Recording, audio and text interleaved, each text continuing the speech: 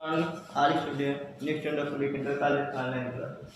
हम लोग को आज फिर दोबारा पिछले वीडियो में क्वांटम संख्या ज्ञात करने के बारे में बताया था, फिर आज हम दोबारा बताएंगे। इसे कुछ और विस्तार ऐसा दे देते हैं 3p5 निकाय के सभी इलेक्ट्रॉनों की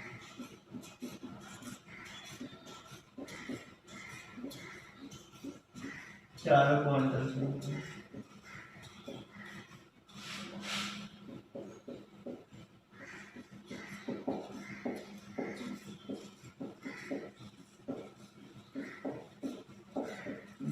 इस प्रकार से क्वेश्चन हो सकता है। तो 3p देखिए p5 मतलब इसमें p में 6 हो सकते हैं, p में 6 तो हो सकते हैं, लेकिन है 5 का पाँचों की आपको फिर अलग अलग चार क्वांटम संख्या का मान ज्ञात करें। इसमें दो वैल्यू इक्वल होगा, एक तो कोस वाला एक उपकोस, ये दोनों बराबर होगा। तो देखिए 3p5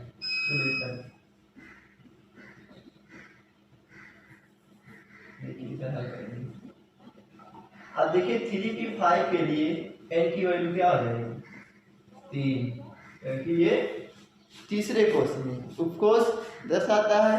उपकोष जो होता है इसकी वैल्यू होती है 0 से n-1 तक, लेकिन s के लिए अलग, p के लिए अलग, b के लिए अलग, f के लिए अलग। तो यहाँ p के लिए हो जाएगा जो l की वैल्यू होगी वो होगी हो जाएगा e, क्योंकि s के लिए 0, p के लिए 1, ठीक है, और d के लिए 2 और f के लिए कितना होता है 3 होता है इसका वैल्यू। तो यहाँ हो जाएगा अगर p उपकोष है तो इसके लिए l की वैल्यू क्या हो जाएगी 1 हो जाएगी। अब यहाँ देखिए अगर m की वैल्यू देखा जाए तो m की जो वैल्यू होती है वो होती है, देखिए सबसे पहले देखेंगे ये प्लस माइनस l से प्लस l। अब देखिए p में 13 ऑर्बिटल होते हैं, अब देखिए इधर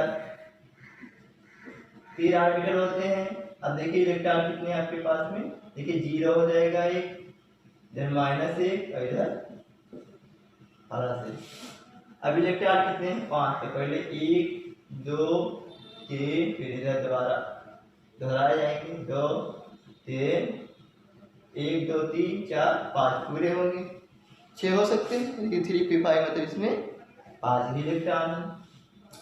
और जब स्पिन एक था होगा, देखिए एक ऊपर की तरफ तो फिर नीचे की तरफ, फिर एक ऊपर की तरफ, फिर नीचे की तरफ, तो अलग अलग इलेक्ट्रॉन के लिए अलग अलग स्पिन की दिशा अलग अलग होगी।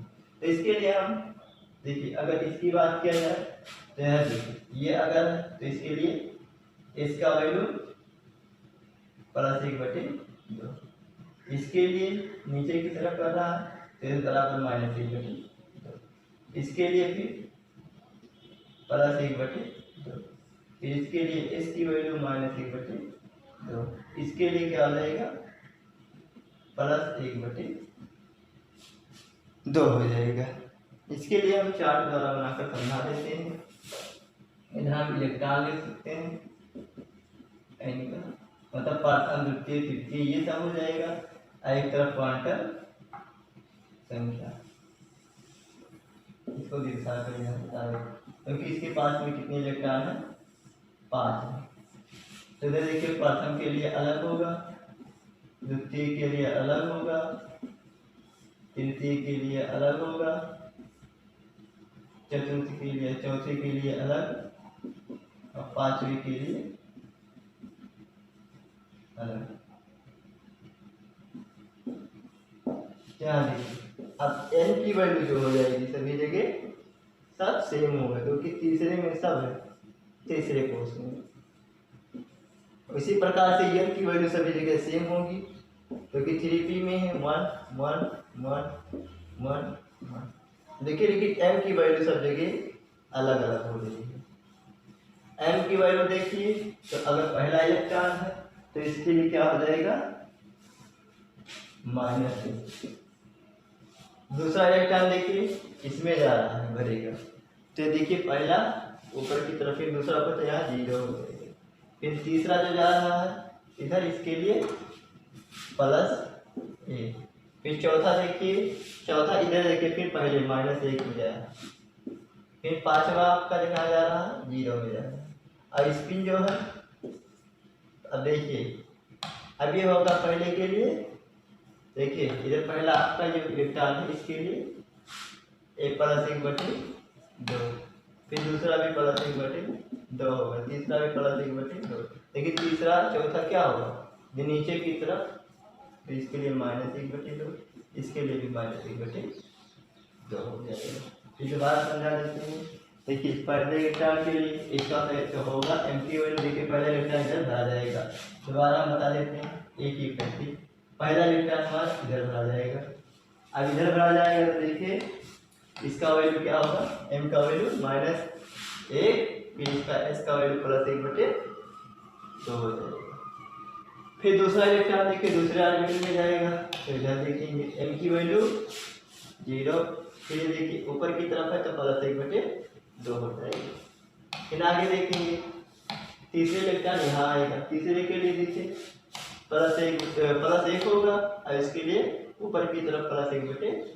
चौथा इलेक्ट्रॉन हमारा इधर हो जाएगी, ये नीचे की तरफ है, तो नीचे की तरफ के लिए s की वैल्यू क्या होगा, इधर -1/2, और क्या है इधर पहले ऑर्बिटल, इसके लिए क्या होगा -1।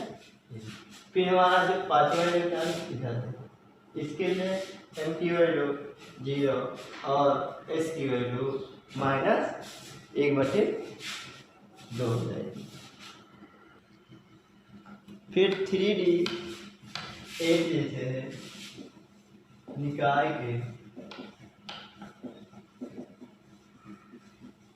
8वें इलेक्ट्रॉन की चारों क्वांटम संख्या ज्ञात करना।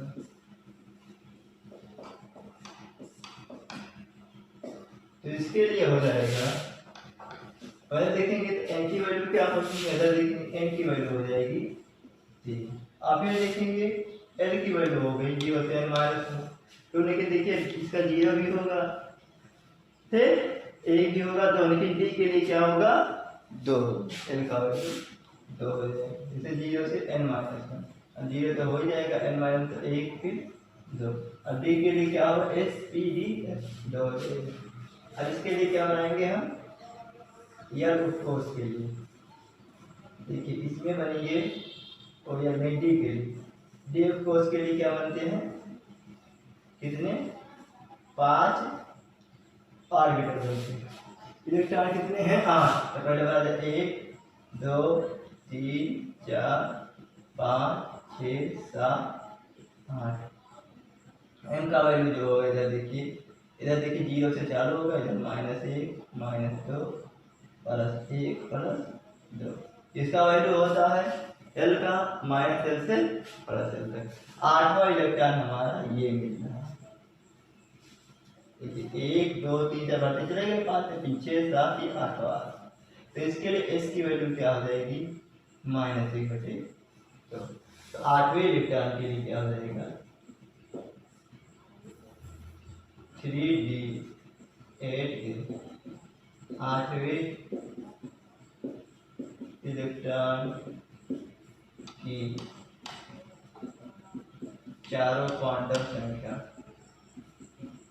तो चारों क्वांटम संख्या देखेंगे, n की वैल्यू 3 हो जाएगी, l की वैल्यू हो जाएगी 2, फिर m की वैल्यू देखिए कि 0 हो जाएगा, क्योंकि आठवां इलेक्ट्रॉन यहाँ है 0, और s की वैल्यू क्या हो जाएगी, नीचे की तरफ है दिशा, तो -1/2 हो जाएगी। फिर इसी प्रकार से अन्य कोई उदाहरण ले लेते हैं, जैसे हो सकता है स्कैंडियम मतलब Sc के अंतिम डाले गए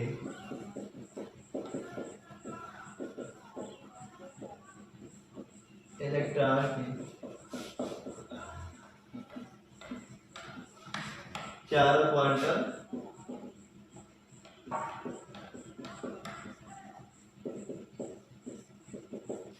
स्कैंडियम। इसके लिए सबसे पहले हमें क्या बनाना पड़ेगा, स्कैंडियम 21 का लिख जाने 1s2 2s2 2p6 3s2 3p6 4s2 और क्या हो जाएगा 3d1 देखेंगे 2 2 4 6 10 2 12 6 18 20 21 3d देखिए अंतिम जो इलेक्ट्रॉन वहाँ पाया था 3d में पाया जाता है।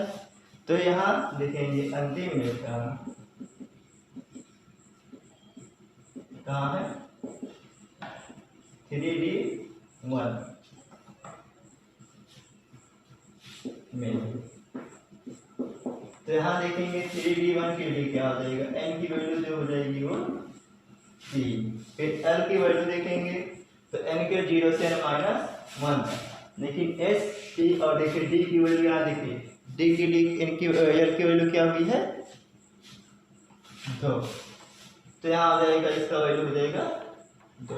और फिर इसको हम स्ट्रक्चर इसका बनाएंगे इलेक्ट्रॉन का d के लिए देखेंगे तो d के लिए देखेंगे तो 5 ऑर्बिटल होती है, इलेक्ट्रॉन आपके पास में केवल 1 ही। m की वैल्यू यहाँ हो जाएगी यही -2 -1 0 से +1 +2 क्योंकि इसका वैल्यू होता है -l से और +l से। तो आपको किस में देखना है, पहले इलेक्ट्रॉन के लिए पहले इलेक्ट्रॉन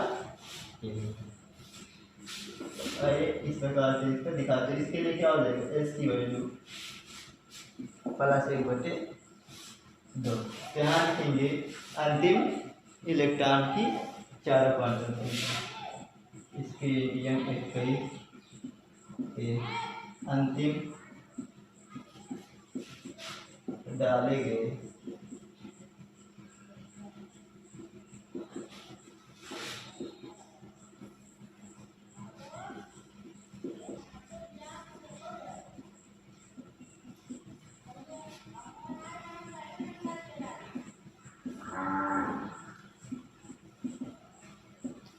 अब यहाँ देखेंगे तो n की वैल्यू जो है वो हो जाएगी 3, l की वैल्यू हो जाएगी 2, ये हो गया। फिर आगे की देखेंगे m की जो वैल्यू हो जाएगी वो -2 और s की वैल्यू हो जाएगी इधर पहले इलेक्ट्रॉन के लिए तो यह +1/2 हो जाएगी।